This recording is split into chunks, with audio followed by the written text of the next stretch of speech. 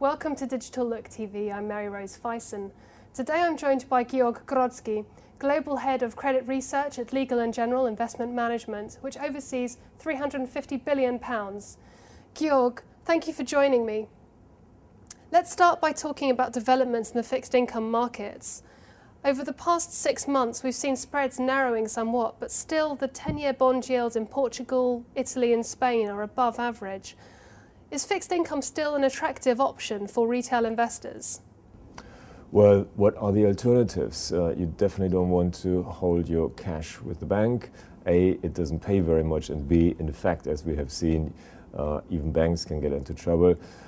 Equities are looking fairly valued, given that earnings, as you have seen in the last few days, are not rising through the roof anymore, and therefore fixed income, despite the fact that yields are much lower than where they were a year ago, fixed income still seems to offer some residual performance prospect, and that explains why the recent bond issues by corporates but also by European sovereigns were snapped up.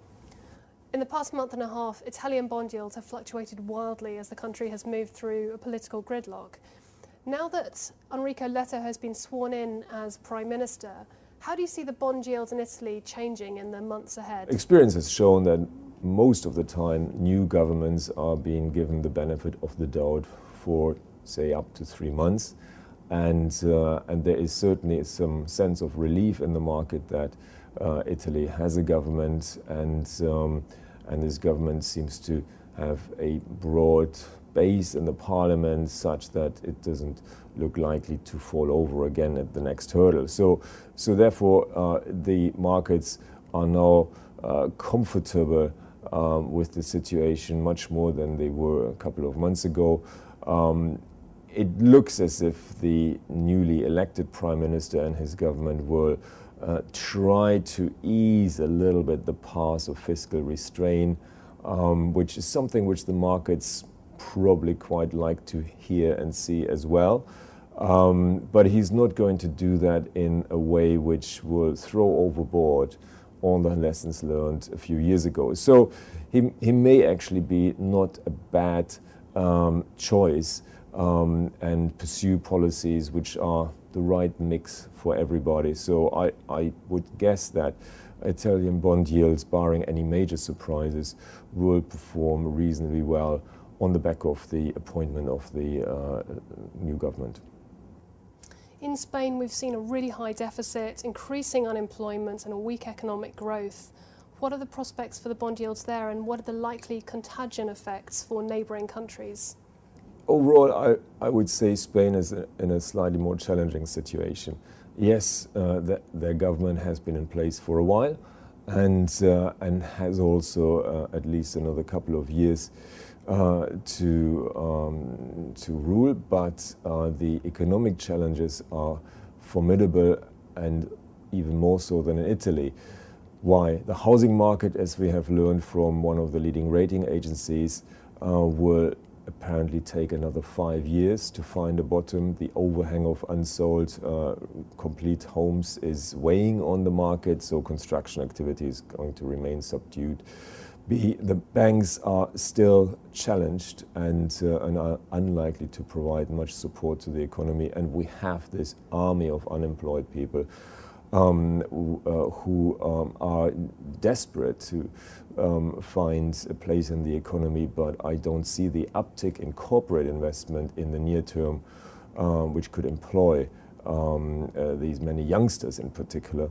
And so the mood in Spain will probably get more tense as we go through the year, and the sense of unease will probably rise, and it will put the government to the test. In June, the German Constitutional Court is due to rule on the European bond buying programme and whether it needs to be amended or not. Could you talk me through some of the possible scenarios we might see following that ruling? The Constitutional Court may put an upper limit on the amount of bonds which the ECB buys of certain governments, so it could put in a figures such as X billion euros, which is the ceiling. The Constitutional Court may also say that the ECB can only intervene in favor of certain governments if much tighter conditions are in place than at the moment. The Constitutional Court may simply also say the German constitution may have to change in order to make it compatible with what the ECB wants to do, which would require a very big majority in the German parliament, and that's possibly not forthcoming. So a number of hurdles or roadblocks could be put in the way. It feels as if a plain yes and a blanket endorsement of the ECB's ambitions is less likely than some conditionality which could produce a major headache for certainly the German government, but also for other European governments and the ECB itself. Thank you. Well, that brings us to the end of this episode of Digital Look TV.